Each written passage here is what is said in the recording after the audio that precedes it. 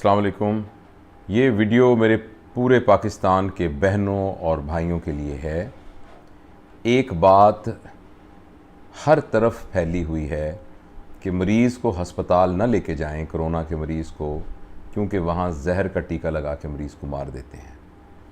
मैं कभी भी सख्त अल्फाज इस्तेमाल नहीं करता, लेकिन मेरे प्यारे भाई और बहनों, खुदा के लिए इस जहालत से हमें निकलना चाहिए।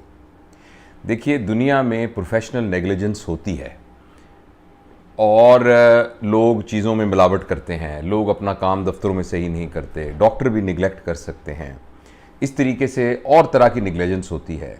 लेकिन कुछ नेग्लिजेंस ऐसी होती है जैसे जहाज़ के पायलट की नेग्लिजेंस होती है।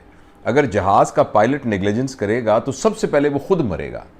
इस वक्त डॉक्टर, नर्सेज, पैरामेडिक्स की हैसियत जहाज़ों के पायलट की हैसियत है। अगर कोई प्रॉब्लम होगा तो उसमें सबसे पहले वो खुद बेचारे जो हैं उसका विक्टिम होंगे और उसका शिकार होंगे। मैं आपको पूरे यकीन के साथ दिलाता हूं कि इस वक्त कोरोना की इस वॉर के अंदर अगर कोई फ्रंट लाइनर है, मैं ये नहीं कह रहा कि पॉलिसी मेकर पॉलिसी नहीं बना रहे और एडमिनिस्ट्रेशन काम नहीं कर रही, मगर वो सारे के सारे पीछे बैठे हुए हैं। जो सीधा का सीधा यानी जो एक फायर लाइन के अंदर है, जो कोरोना को अपने हाथों के साथ और अपने जिस्म के साथ उसको हैंडल कर रहा है, वो सिर्फ डॉक्टर्स हैं, नर्सेज हैं, पैरामेडिक्स हैं, स्पोर्ट्स स्टाफ है, लेबॉर्ट्री के लोग हैं, वो जो डायरेक्ट हेल्थ वर्कर्स हैं वो है। ऐसी सूरत हाल के अंदर हम अपनी बेवकूफ़ी की वजह से और बग़ैर एहतियात करने की वजह से हमने इस वायरस को पूरे पाकिस्तान में फैलने दिया। फिर ईद के दिनों में पता नहीं हमारे ऊपर क्या पागलपन का दौरा पड़ा कि हमने वो जूतियां नहीं लेने के लिए और चूड़ियां नहीं लेने के लिए और कपड़े लेने के लिए एक पूरा का पूरा एटम बम फोड़ दिया इस वायरस का। उस सारे की वजह से बीमारी इस कदर फैल गई। फिर हमें अकल नहीं है, माफ़ कीजिएगा मैं बहुत सख्त ज़बान इस्तेमाल कर रहा हूँ जो मेरे मिजाज का हिस्सा नहीं है, कि हमें इस बात की अकल नहीं थी कि हमने एक प्रॉपर मेडिकल केयर के अंदर अपने आप को रखना है। हमने उन पेशेंट्स को ख़राब होने दिया और उसके बाद जब वो पेशेंट सीरियस हालत में, टर्मिनल हालत के अंदर अस्पताल में आते हैं तो एक आम खबर होती है कि आईसीयू में लेके गए, अगले दिन लाश लेकर आ गए। भाई, उस वक्त पेशेंट उस स्टेज के ऊपर है जिस वक्त उसके फेफड़े बिल्कुल एक स्टिफ हो चुके हैं और वेंटिलेटर भी उनको सांस नहीं दे सकता। तो ऐसी सूरत के अंदर जो ये आजकल वाकयात हो रहे हैं कि डॉक्टर जहर का टीका लगा रहे हैं, देखिए, अगर आपने डॉक्टरों के साथ, पैरामेडिक्स के साथ, नर्सेस के साथ और तुम्हारे उन तमाम बहन भाइयों के साथ जो अपनी जान की परवाह किए बगैर फ्रंट लाइन के ऊपर इनकी केयर कर रहे हैं, अगर उनके साथ हमने इस तरीके का सलूक किया तो ये इसके बहुत ये अच्छे नतीजे इसके नहीं निकलेंगे, क्योंकि वो बेचारे अपना दिल छोड़ देंगे। आप यकीन करें, मैं चूंकि डॉक्टर हूं, जितनी भी वार्ड्स हैं, हर वार्ड के अंदर 8-8, 10 डॉक्टर बेचारों को कोरोना हुआ है। वो कोरोना कहां से हुआ है? अगर वो भी चुप करके घर में बैठ जाते तो उनको कोरोना ना होता। वो चूंकि अपनी जान को सामने रखकर उसकी परवाह किए बगैर फ्रंट लाइन के अंदर हमारे बहनों भाइयों की खिदमत कर रहे हैं और इस खिदमत करने की उनको तनख्वाह मिलती है। ये उनका फर्ज है, ये उनकी जिम्मेदारी है।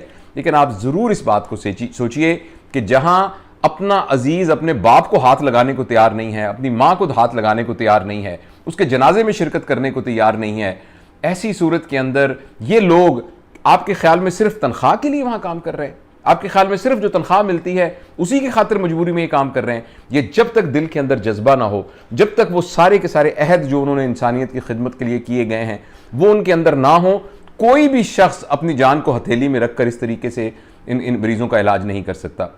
मैं आपसे गुजारिश करता हूं कि इस क्राइसिस के ज़माने में और इस शदीद एमरजेंसी के ज़माने में हमें मेडिकल, पैरामेडिक्स, नर्सेज और सपोर्ट स्टाफ की मदद करनी है।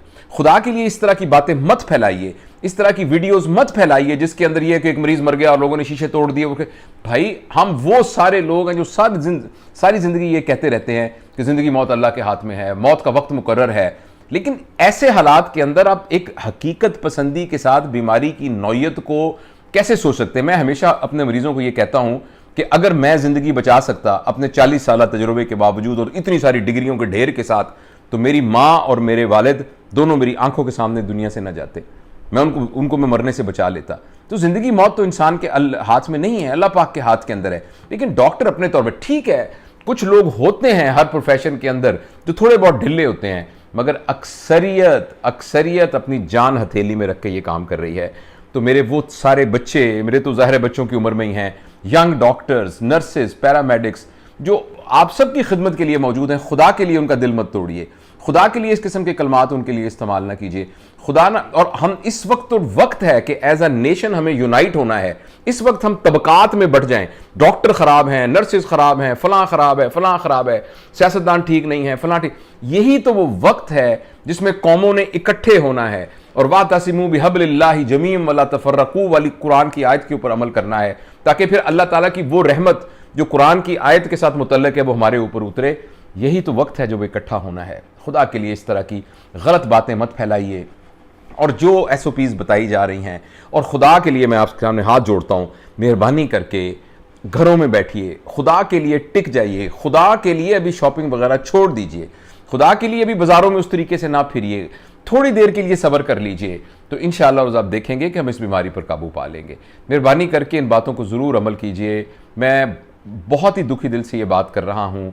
मैं अपने 2 बेटों को, बल्कि 3 बेटों को, डॉक्टर मोहम्मद अरमगान जो कि one of the finest surgeon है, मेरा ट्रेनी है, वो मेरा बच्चा है, मेरे अपने बेटों की तरह है, वो जो है वो बहुत मुफीद इंसान है, हज़ारों लोगों को कि उसने ऑपरेशन किए हैं, हज़ारों लोगों को वो सर्जरी सिखाता है। वो एक छोटे से कमरे में बेचारा क्वारंटाइन होकर कोरोना के साथ लड़ रहा है। मेरे जो 2 रियल बेटे वो उसके यानी क्वारंटाइन के अंदर हैं। हम खुद मतलब इतने लोगों को, अपने अजीज़ो वकारब को देख रहे हैं। इस सारे में हम सबकी एक कौमी जिम्मेदारी है। मेहरबानी करके घर में रहिए। यकीन करिए कोई जहर का टीका नहीं है, किसी किस्म का कोई जहर का टीका नहीं। जो कौन लगाएगा जहर का टीका? आपके ख्याल में किसी को जहर का टीका लगा के कोई रात को सुकून से सो सकता है? आपके ख्याल में इंसान इतना बेज़मीर हो सकता है कि किसी को खुद मार देगा? तो इसलिए मेहरबानी करें, इस किस्म की अफवाहों से बचें, और इस तरह की कोई बात आती है तो खुदा के लिए उसको ना फैलाइए। ये वो वक्त है जहां हम सब ने इकट्ठे होना है। अल्लाह हमारी मदद करे।